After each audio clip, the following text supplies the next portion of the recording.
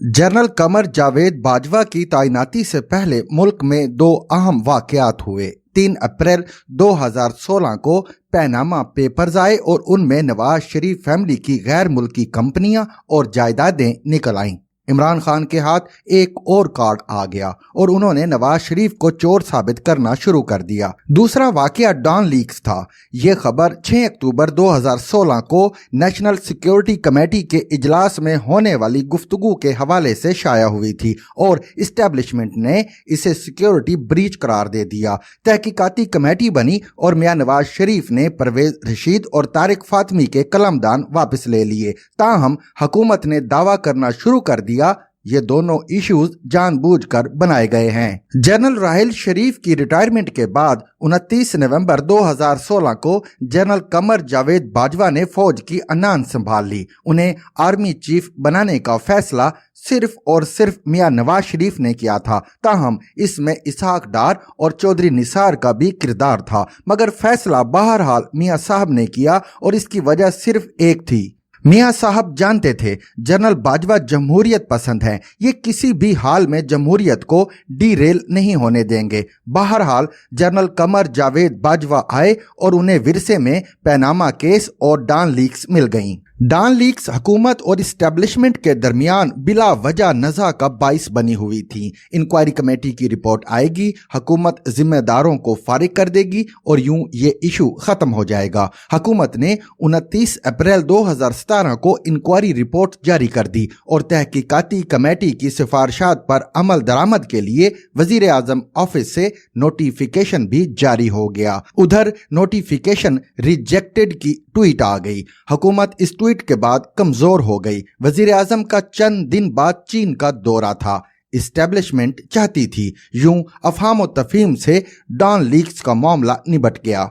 10 मई 2017 को ट्वीट वापस हो गई। हुकूमत मजबूत हो गई, लेकिन रिटायर्ड आर्मी ऑफिसर्स ने आर्मी चीफ पर तनकीद शुरू कर दी। नून लीग ने भी शेर जिंदाबाद का बयानिया शुरू कर दिया। ये बयानिया मरियम नवाज के मीडिया सेल का कारनामा था और ये इन लोगों की बड़ी सियासी गलती थी। ये लोग अगर खामोश हो जाते, फतह के शादियाने ना बजाते तो मामला आगे ना बढ़ता, लेकिन इनकी गैर संजीदा हरकत ने इस्टेब्लिशमेंट और हुकूमत के दरमियान दरार में इजाफा कर दिया और ये बढ़ती चली गई। जनरल बाजवा खुले दिल से ये तस्लीम करते हैं मियां नवाज शरीफ उनके साथ हमेशा इज्जत से पेश आए और इनके उनसे ताल्लुकात बहुत अच्छे थे। पैनामा पेपर्स में फौज का कोई अमल दखल नहीं था, ये इंटरनेशनल लीक्स थी। ये हुई और इमरान खान ने ये कैच पकड़ लिया। वजीर आजम हाउस की एक मीटिंग में जनरल बाजवा ने मियां नवाज शरीफ को मशवरा दिया, आप ये मामला अदालत में ना लेकर जाएं,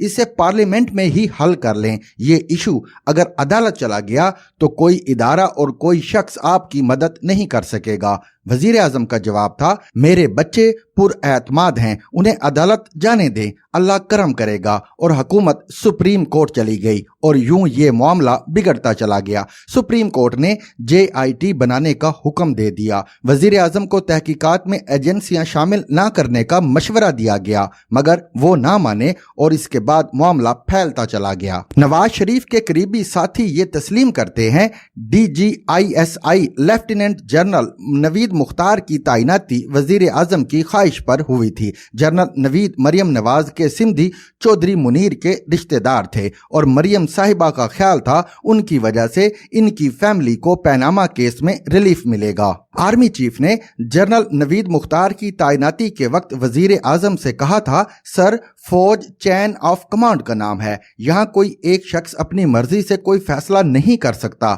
ये बात ज्यादा वजाहत के साथ अक्टूबर 2021 में वजीर आजम इमरान खान को भी बताई गई थी। ये वाकया कब और क्यों हुआ था ये हम आपको आइंदा किस्तों में बताएंगे। सरे दस्त हम वापस आते हैं। मियां नवाज शरीफ ने आर्मी चीफ से दूसरी पर्सनल रिक्वेस्ट 2017 में की थी। मियां नवाज शरीफ को गिला था मरियम नवाज से JIT के 2 अफसरान का रवैया ठीक नहीं है। इसके बाद दोनों ऑफिसर्स का रवैया बदल गया और मरियम नवाज ने दोबारा उनकी शिकायत नहीं की। इस्टेब्लिशमेंट के जराए ये भी तस्लीम करते हैं मियां नवाज शरीफ ने इन 2 इश्यूज के अलावा इस्टेब्लिशमेंट से कभी कोई पर्सनल काम नहीं कहा था। मियां नवाज शरीफ के करीबी साथी और साबिक करीबी साथी ये तस्लीम करते हैं पैनामा केस के दौरान मियां नवाज शरीफ को ये मशवरा दिया गया था, आप मुस्तफ़ी हो जाएं और अपनी पार्टी के किसी MNA को वजीर आजम बना दें, ये मामला 1-2 साल में सेटल हो जाएगा और आप दोबारा मुंतखब होकर वजीर आजम बन जाएंगे। मगर मियां नवाज नहीं माने थे, ताहम उन्हें डिस्क्वालिफिकेशन के बाद अगस्त 2017 में शाहिद खाकान अब्बासी को वजीर आजम बनाना पड़ गया। ये अगर ये फैसला चंद माह कबल कर लेते तो शायद जेल तक नौबत ना आती। दूसरी तरफ बाज़ ज़राए ये तस्लीम करते हैं मियां नवाज शरीफ अगर डिस्क्वालिफिकेशन के बाद वोट को इज्जत दो और मुझे क्यों निकाला का बयानिया ना बनाते, ये अगर खामोश बैठ जाते और उनकी पार्टी अपनी हुकूमती मुद्दत पूरी करके इलेक्शन में चली जाती तो शायद इमरान खान वजीर आजम ना बन पाते। ये हकीकत है। वोट को इज्जत दो और मुझे क्यों निकाला ने इस्टेब्लिशमेंट को इमरान खान की तरफ धकेल दिया। 2018 के इलेक्शंस में जहांगीर तरीन के जहाज से लेकर लोटा साजी तक तमाम हथकंडे इस्तेमाल हुए। इमरान खान को तारीखी सपोर्ट दी गई, लेकिन ये इसके बावजूद इलेक्शन में अक्सरियत हासिल ना कर सके। चुनाचे उन्हें वजीर आजम बनाने के लिए इत्तेहादियों का बंदोबस्त करना पड़ गया और यूं अगस्त 2018 में इमरान वजीर आजम बन गए। ये भी हकीकत है आर्मी चीफ जुलाई 2018 से कबल इमरान खान से कभी नहीं मिले थे। ये उनके वजीर आजम बनने से चंद दिन कबल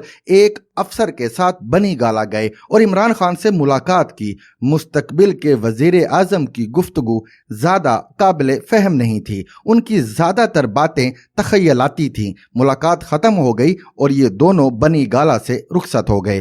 To watch and listen to more informative videos and Urdu, English columns, subscribe to our YouTube channel. Zigzag News explores literature.